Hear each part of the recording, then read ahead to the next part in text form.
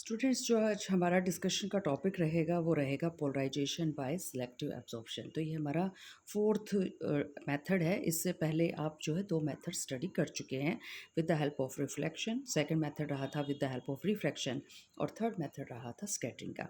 तो इस केस में क्या कीजिएगा, इसमें एक क्रिस्टलाइन मटेरियल लीजिएगा। क्रिस्टलाइन मटेरियल को आप समझते हैं कि आपके पास जो सॉलिड है उसके अंदर जो एटम्स उस सॉलिड को बना रहे हैं वो एटम एक पर्टिकुलर ज्योमेट्रिक पैटर्न को बार बार रिपीट करेंगे। तो ऐसे मटेरियल को आप क्रिस्टलाइन नाम दे देते हैं। यहाँ पे जब आप क्रिस्टलाइन मटेरियल में से लाइट को पास करेंगे तो लाइट जो है आपकी दो पार्ट्स में डिवाइड हो जाएगी। अब ये दो पार्ट्स किस तरह से होंगे, बायट सैवर्ट्स ने जो है ये देखा, बायट्स एक्सपेरिमेंट ने ये डिस्कवर किया है, बायट ने डिस्कवर किया ये।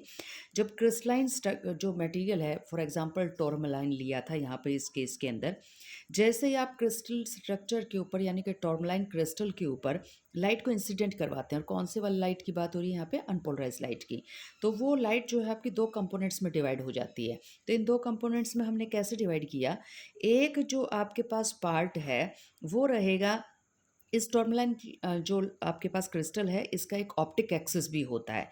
एक पार्ट तो आपका लाइट का इस तरह से रहेगा कि जो इलेक्ट्रिक फील्ड है इसकी ऑप्टिक एक्सिस के पैरेलल ही जो है ऑसिलेट कर रही होगी, और जो दूसरा कंपोनेंट आपका रहेगा लाइट का वो इस तरह से रहेगा कि टॉर्मलाइन की जो ऑप्टिक एक्सिस है उसके जो परपेंडिकुलर डायरेक्शन है उसके अलोंग जो है इलेक्ट्रिक फील्ड ऑसिलेट कर रही होगी।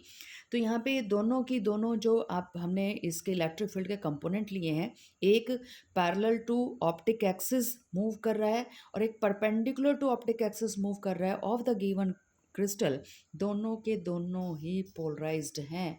दोनों के दोनों कंपोनेंट पोलराइज्ड हैं, लेकिन ये दोनों कंपोनेंट आपस में कैसे हैं, परपेंडिकुलर हैं। तो ऐसे क्रिस्टल की एक खासियत है कि जो डायरेक्शन आपके पास है पर parallel to the optic axis, वो तो आपकी यूं की यूं क्रिस्टल में से पास हो जाएगी, यानी कि वो इलेक्ट्रिक फील्ड यानी कि वो रेडिएशन तो आपके एज इट इज़ पास हो जाएंगे, लेकिन वो जो कंपोनेंट आपके पास है जो परपेंडिकुलर है वो आपका पास नहीं हो पाएगा। तो ये ध्यान में रखिएगा, टॉर्मलाइन क्रिस्टल के अंदर हम क्या कंसिडर कर रहे हैं कि जो गिवन इलेक्ट्रिक फील्ड है उसके दो कंपोनेंट हो गए, और दो कंपोनेंट आपस में कैसे लिए हैं आपने, परपेंडिकुलर, म्यूचुअली परपेंडिकुलर लिए हैं। तो एक कंपोनेंट को रोक लेगा क्रिस्टल, दूसरे कंपोनेंट को पास आउट कर देगा, लेकिन उसमें भी क्रिस्टल की जो है कंडीशन है कि एक पर्टिकुलर थिकनेस होनी चाहिए। अगर पर्टिकुलर थिकनेस नहीं है तो एब्जॉर्ब नहीं कर पाएगा क्रिस्टल एक कंपोनेंट को। तो एक कंपोनेंट को एब्जॉर्ब कर लेगा अगर एक पर्टिकुलर थिकनेस आप उसको दे रहे हैं, और दूसरे कंपोनेंट को निकाल देगा टोटली पोलराइज्ड होके। तो ये आपका फोर्थ मेथड रहा पोलराइजेशन ऑफ लाइट का। And the last method is your polarization by double refraction. ये आप पूरी डिटेल में अपने जो है सिलेबस के अंदर स्टडी करेंगे, इंपॉर्टेंट वन टॉपिक है। तो यहाँ पे जस्ट हम इंट्रोड्यूस कर रहे हैं, डिटेल में हम इनको बाद में स्टडी करेंगे। तो यहाँ पे हमने क्या किया है, दोबारा फिर अनपोलराइज लाइट लेनी ही पड़ेगी, दैट इज़ योर इनपुट। तो आपने नेचुरल लाइट ले ली, नेचुरल लाइट को आपने एन आइसोट्रॉपिक क्रिस्टल के ऊपर डाल दिया है।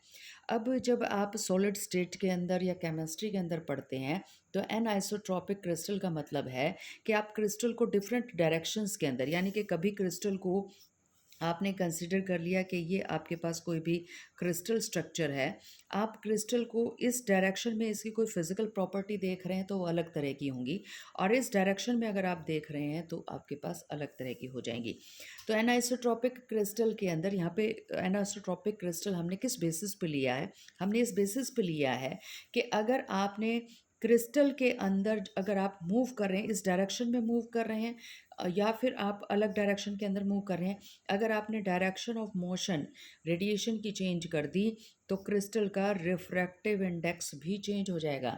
जबकि नॉर्मली अब तक आप पढ़ते आए हैं कि मटेरियल जब तक चेंज नहीं होता तो आपका म्यू भी कांस्टेंट रहता है, क्योंकि म्यू जो है आपका रिफ्रैक्टिव इंडेक्स जो है मटेरियल की प्रॉपर्टी है, वो डायरेक्शन पे डिपेंड नहीं करता। लेकिन यहाँ पे जो हमने क्रिस्टल लिया है उसको हमने जो शेप दी है, उसको जो हमने यहाँ पे कट आउट दिए हैं वो कुछ इस तरह से दिए हैं कि एक डायरेक्शन में अगर आप मूव करेंगे तो मान लीजिए कि इसका रिफ्रैक्टिव इंडेक्स म्यू 1 है, आप जब दूसरी डायरेक्शन में मूव करेंगे तो रिफ्रैक्टिव इंडेक्स चेंज हो जाएगा। तो यहाँ पे एनिसोट्रॉपिक क्रिस्टल आपने on the basis of refractive index लिया है, ना कि on the basis of another properties के जो है करंट चेंज हो जाएगा या रेजिस्टेंस चेंज हो जाएगी या कंडक्टिविटी चेंज हो जाएगी। तो यहाँ पे हम ऑप्टिक्स स्टडी कर रहे हैं, तो ऑप्टिक्स में जो मेन जो आपके पास फिजिकल क्वांटिटी रहती है दैट इज़ म्यू। तो एनिसोट्रॉपिक क्रिस्टल के अंदर डिफरेंट डायरेक्शन में म्यू डिफरेंट है। तो एग्जांपल कौन से हैं आपके, कैल्साइट है और क्वार्ट्स है। तो एब्जॉर्प्शन नहीं होगा यहाँ पे लाइट का। यहाँ पे लाइट जो है सिर्फ क्या कर रही है, डिफरेंट डायरेक्शन में मूव करते ही डिफरेंट रिफ्रैक्टिव इंडेक्स को फेस कर रही है। और डिफरेंट रिफ्रैक्टिव इंडेक्स हो तो डायरेक्शन चेंज हो जाती है लाइट की, क्योंकि रिफ्रैक्टिव इंडेक्स ही बताता है कि बेंडिंग ऑफ लाइट किस डायरेक्शन में होगी और कितनी होगी। जितना ज़्यादा रिफ्रैक्टिव इंडेक्स, बेंडिंग उतनी ही ज़्यादा हो जाएगी। तो लाइट जो है फिर यहाँ पे दो कंपोनेंट्स में डिवाइड हो जाएगी, और ये जो दोनों कंपोनेंट्स हैं डिफरेंट डायरेक्शन में मूव करेंगे, क्योंकि रिफ्रैक्टिव इंडेक्स दोनों अलग हो गए हैं। तो इसलिए ये जो आपका मेथड है इसको डबल रिफ्रैक्शन भी कहा जाता है और बाय रिफ्रेंजेस भी कहा जाता है। तो डबल रिफ्रैक्शन के नाम से इसको ज़्यादा जाना जाता है। बाय रिफ्रेंजेस भी अगर आ जाए तो ध्यान में रखिएगा कि डबल रिफ्रैक्शन का ही दूसरा नाम है ये। तो जो दो रेज हमारी डिवाइड हुई हैं, जैसे ही आपकी लाइट एंटर कर रही है क्रिस्टल के अंदर, दो पार्ट्स में डिवाइड हो गई। एक रे को ऑर्डिनरी रे कहा जाएगा और दूसरी रे को कहा जाएगा एक्स्ट्रा ऑर्डिनरी रे। एक्स्ट्रा ऑर्डिनरी रे सीधी की सीधी निकल जाएगी इंसिडेंट रे के डायरेक्शन में, और ऑर्डिनरी रे का मतलब है कि लाइट जैसे ही एंटर करेगी वो थोड़ा सा रिफ्रैक्शन की प्रॉपर्टी दिखाते हुए थोड़ा सा बेंड हो जाएगी। तो लीनियरली पोलराइज्ड हैं दोनों के दोनों कंपोनेंट, आपस में परपेंडिकुलर भी हैं। तो ये कंसिडर कीजिए कि ऑर्डिनरी रे के केस में अगर ऊपर नीचे लाइट जा रही है, तो एक्स्ट्रा ऑर्डिनरी केस के में जो है आपकी लाइट जो है वो इसी पेज के ऊपर मूव कर रही है। तो पोलराइजेशन की जो आपके पास डायरेक्शन है वो अलग अलग है। तो यहाँ पे हमने सिंगल लिनियरली पोलराइज लाइट हमें मिल जाएगी अगर हम एक डायरेक्शन को यानी कि एक रे को एलिमिनेट कर दें।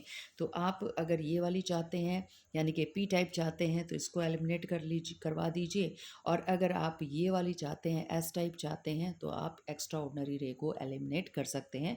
इसके भी हम डिफरेंट मेथड्स जो हैं आगे जाके स्टडी करेंगे। तो ये आपका जो है ना एक टॉपिक कंप्लीट हो गया है। तो मैक्सिमम जो स्ट्रेस रहता है एग्जामिनर का, वो ध्यान रखिएगा बार बार क्वेश्चन प्रेवेस्टर लॉ के ऊपर, यानी कि रिफ्लेक्शन की हेल्प से पोलराइजेशन कैसे ऑब्टेन किया जाता है इसके ऊपर रहता है। तो आज के लिए इतना ही।